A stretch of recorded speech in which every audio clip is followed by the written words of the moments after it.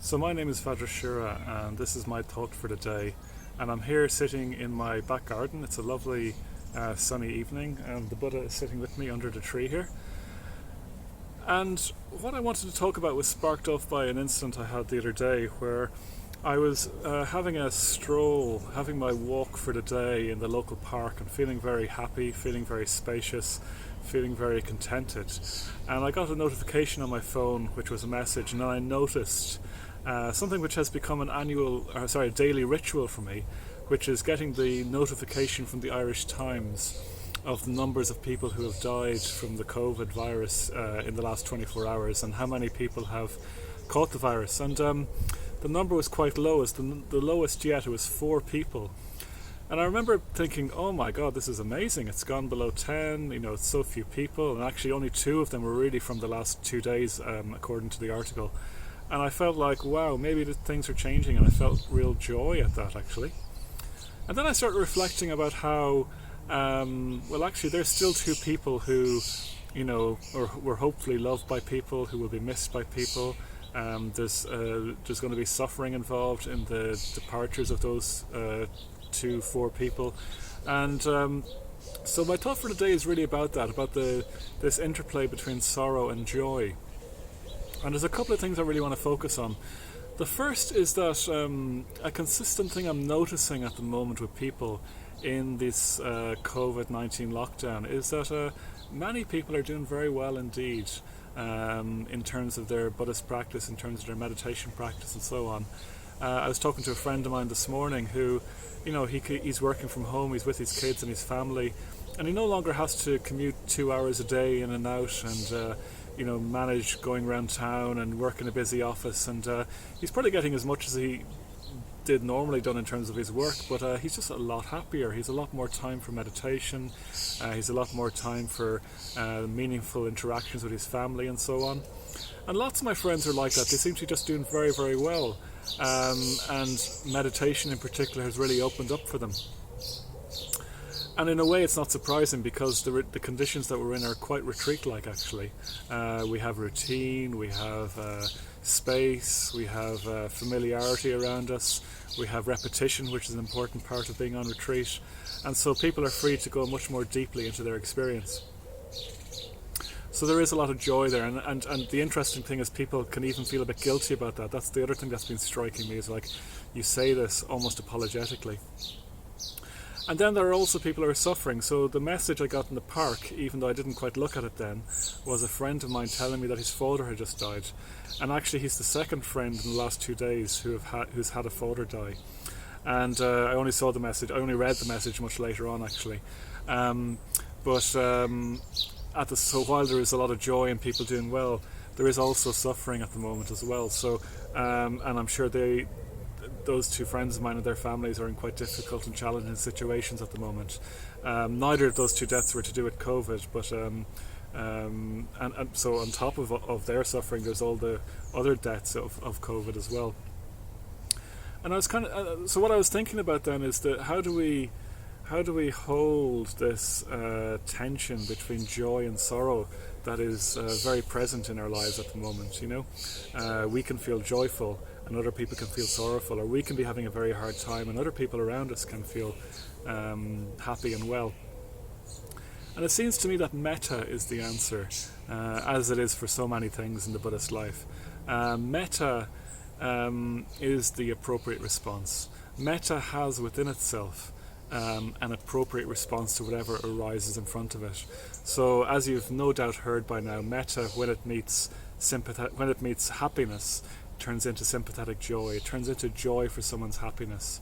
And if we meet someone who is doing well, a mettaful response is just to be very straightforwardly happy for that wellness. Why would we want them to be otherwise? And similarly, if we ourselves are doing well, we can feel a joy and an appreciation for that too. There's nothing wrong with doing well in these times. And then, of course, metta also contains within it an appropriate response to suffering. So when metta, loving kindness, meets suffering, it turns into compassion. It turns into a concern for helping that person's suffering to ease. And that again is the appropriate response built into metta. It's not that you plan to have compassion, you just bring metta to that situation, and the metta becomes flavoured by the situation into compassion. And the other thing as well is that we can feel quite well ourselves and quite happy ourselves and still engage with suffering, because compassion doesn't mean, and I think we can make this mistake sometimes, feeling the suffering that they're feeling in the way that they're feeling it. So I think Tennyson once said that compassion is a painless sympathy with pain. So we deeply sympathise with the person suffering, but we're not experiencing it in the same way that they're experiencing it. We're able to stay in touch with the positivity of metta and at the same time be able to meet where they are at in that suffering. So compassion is a painless sympathy with pain. And actually compassion, when it's truly coming out and flowering out of metta, can actually be a very, very beautiful experience, very, very moving experience as well. So metta is the Dharma doorway between these tensions, between on the one hand feeling joyful and very happy with things, and on the other hand being aware of suffering or being suffering ourselves. So we don't have to worry in some ways about what an appropriate response to whatever emerges is. We just have to have metta and bring that metta in a clean way to the situation. It's only when we tend to get involved in stories or how we're perceived or insecurities that we tend to complicate that, and it all gets a bit messy. So just coming back to metta is the answer. So in a way, metta is the Dharma doorway, helping us work with that problem of joy and sorrow, of pain and pleasure. But it's also the Dharma doorway because it also ultimately has the seeds of its transcendence within it. So metta has a transcendent element too, in that it transcends sorrow and joy in terms of when we sit with metta long enough and we see ups and downs, when we see sorrows and joys, when we get a bigger perspective on it and wisdom starts to permeate our experience more, we see the ever-changing nature of experience.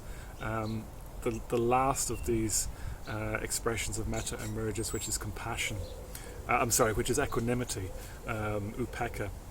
And this is the equanimity of the Buddha sitting under the Bodhi tree. It's not quite a Bodhi tree here, but you get the message, I'm sure. So metta has within it this transcendent element which takes us beyond pleasure and pain. When metta is imbued with wisdom, it becomes equanimity, and that is the highest expression of metta in Buddhism, you could say, even more high than compassion. And from this equanimity we can respond as appropriately, even more easily. So anyways, to sum up the thought for today, metta is the doorway out of this tension between joy and sorrow that we can experience in our lives. If we just have metta and a strong experience of metta, we can trust that our response will be appropriate. We don't have to feel bad about feeling good. We don't have to make ourselves feel bad to empathize with other people. We can just bring metta to the situation.